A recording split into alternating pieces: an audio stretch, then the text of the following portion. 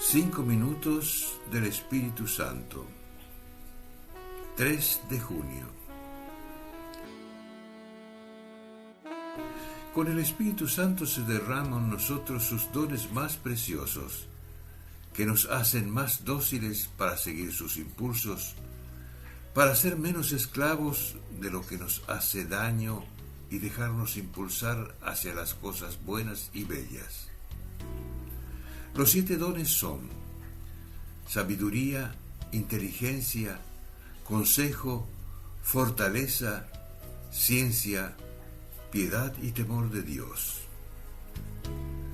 Si ya has recibido la confirmación, sería bueno que renovaras la gracia de este sacramento. Y si no lo has recibido, sería hermoso que lo pensaras. El rito es muy simple. Consiste en una unción con aceite perfumado, crisma, que hace el obispo en la frente, diciendo las siguientes palabras: recibe por esta señal el don del Espíritu Santo. Esta unción imprime como un sello permanente en el interior de la persona y por eso solo se recibe una vez.